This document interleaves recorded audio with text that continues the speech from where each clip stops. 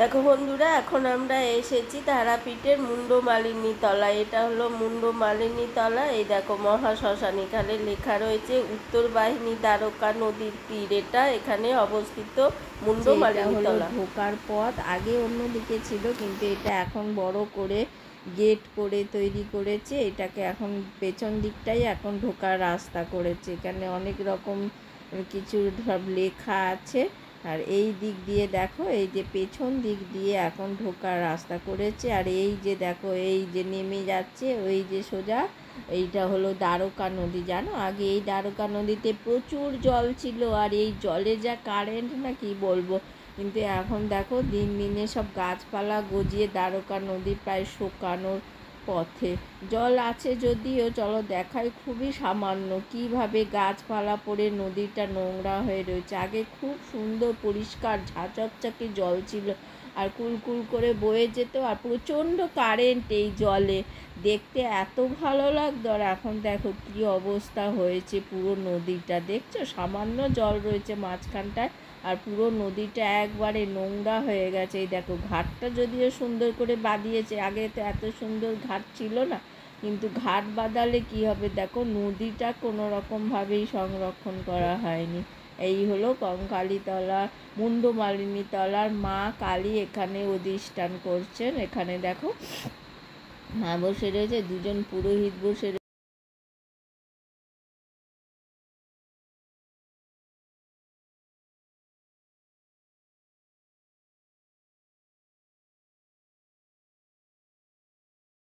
সুন্দর করে। আগে এত সুন্দর ছিল না, এখন নতুন করে সব রিপেয়ারিং করে নতুন করে সব তৈরি হচ্ছে। তো সেই জন্যে বাঁধিয়ে টাদিয়ে খুব সুন্দর জায়গাটা করেছে। আগে পুরো মাটি ছিল, দেখতে কিন্তু ভালো লাগতো। যতই বলো বাঁধানো জিনিস আর আগেকারে গ্রামের জিনিস একবারে অরিজিনাল, তার একটা আভিজাত্যই আলাদা ছিল। কিন্তু কিছুই তো করার নেই। যাকে এখানে দেখো বসার জায়গা করেছে।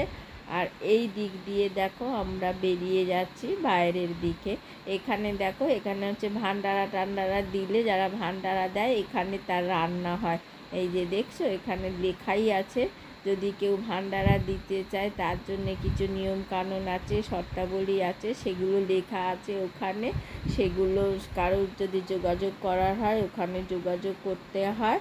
এই দেখো কত সুন্দর গাছপালা, দেখেছো, বড় বড় আগেকারের সব গাছ রয়েছে। এই দেখো, এই হলো মুন্ডমালিনীতলার আসল মন্দির। এই যে এই দেখো, এটা হলো সমাধিস্থল, আর এটা হলো মাকে দেখালাম, এই হলো মায়ের মন্দির।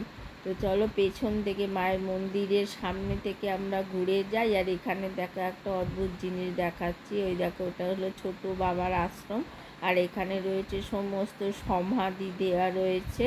আর এটা ছোট বাবার আশ্রম, আর ওখানে লেখা রয়েছে যে ভান্ডারার জন্য লেখা রয়েছে, যোগাযোগ করার জন্য নম্বরও দেয়া রয়েছে। আর দেখছো কত সমাধিস্থল এখানে রয়েছে, সব বাঁধানো রয়েছে। এই দেখো পেছন দিক, সামনের দিক, এটা হলো মায়ের কাছে যাওয়ার সামনের দিক।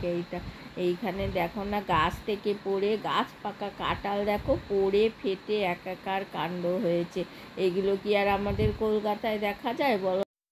আগে এইটা ছিল পেছন দিকে, এখন এইটা পেছন দিক থেকে এসে মায়ের সামনের দিকে যেতে হয়। এই দেখো, এদিক থেকে পুরো ঘুরে গিয়ে তারপরে সিঁড়ি দিয়ে মায়ের কাছে উঠতে হয়।